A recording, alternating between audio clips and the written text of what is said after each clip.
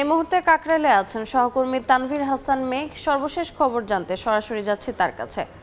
মেঘ, টানা তৃতীয় দিনের মতো জগন্নাথ বিশ্ববিদ্যালয়ের শিক্ষার্থীরা রাজধানীর যে কাকরাইল মোড় রয়েছে তারা এখনও এখানে অবস্থান করছেন এবং তাদের দাবি আদায় না হওয়া পর্যন্ত তারা এখানেই থাকবেন বলে আমাদেরকে যেমনটা জানিয়েছে। একটু নতুন তথ্য আপনাদেরকে জানিয়ে রাখতে চাই যে মূলত আজ তারা সকাল 10টার পর থেকে গণসমাবেশের কর্মসূচি ঘোষণা দিয়েছে, যেখানে প্রাক্তন শিক্ষার্থী এবং বর্তমান যে শিক্ষার্থী রয়েছে তাদের সাথে হচ্ছে যে প্রাক্তন শিক্ষার্থী এবং পাশাপাশি প্রাক্তন শিক্ষকরাও যোগ দেওয়ার কথা রয়েছে। তবে 10টা পেরিয়ে গেলেও এখন পর্যন্ত তারা গণসমাবেশ শুরু করেনি। তবে তাদের সাথে আমরা কথা বলেছি, তারা আমাদেরকে যেমনটা জানিয়েছে যে তারা অল্প কিছুক্ষণের মধ্যেই যে গণসমাবেশ সেই গণসমাবেশের কর্মসূচি ঘোষণা করবে এবং সেই সাথে তাদের দ্বিতীয় যে কর্মসূচি অর্থাৎ দুপুর বা জুম্মার পর তারা হচ্ছে দ্বিতীয় যে কর্মসূচিতে চলে যাবেন সেটি হচ্ছে যে গণ অন্বেষণে চলে যাওয়ার কথা রয়েছে। এবং সেই সঙ্গে একটু জানিয়ে রাখতে চাই যে মূলত গেল 2 দিন ধরে তাদের 3 দফা দাবি ছিল, তবে গতকাল রাতেই তারা এটি 4 দফাতে রূপান্তর করেছে এবং তাদের 4 দফা দাবির মধ্যে একটু জানিয়ে রাখতে চাই যে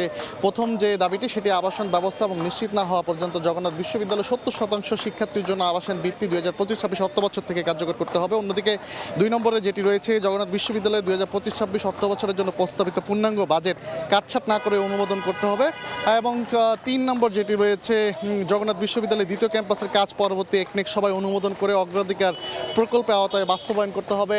এবং সবশেষ যেই নতুন দফাটি তাদের নতুন করে যুক্ত করেছে সেটি হচ্ছে গত বুধবার পুলিশের হামলায় অর্থাৎ জগন্নাথ বিশ্ববিদ্যালয় থেকে তারা যে লং মার্চ শুরু করেছিলেন, যেই লং মার্চ প্রধান উপদেষ্টার বাসভবন উদ্দেশ্যে তারা রওনা করেছিল, অনাকাঙ্ক্ষিত একটি ঘটনা ঘটে যেখানে শিক্ষার্থী থেকে শুরু করে সাংবাদিক এবং শিক্ষক আহত হন এবং তারই পরিপ্রেক্ষিতে তাদের যে নতুন 4 দফা দাবি সেটি হচ্ছে যে যার নেতৃত্বে মূলত এই হামলাটি হয়েছে এবং আহত হয়েছেন তাকে অবিলম্বে তাকে প্রত্যাহার করে নিতে হবে। এবং আমরা দেখেছি যে গত 3 দিন ধরে তারা এই কাকরাইলের যে মোড় রয়েছে সেই মোড়ের যে সামনে যে মসজিদটি রয়েছে সেই মসজিদের সামনে তারা অবস্থান করছেন এবং সেই সঙ্গে তারা বলছে যে সরকার থেকে কোনো সুস্পষ্ট বার্তা যতক্ষণ পাবেন না ততক্ষণ পর্যন্ত তারা এখান থেকে ক্যাম্পাসে ফিরে যাবেন না। এবং সেই সঙ্গে আরেকটি তথ্য আপনাদেরকে জানিয়ে রাখতে চাই, তারা কিন্তু গতকালই কর্মসূচি ঘোষণা করেছে। সেই নতুন কর্মসূচির মধ্যে আরও একটি ছিল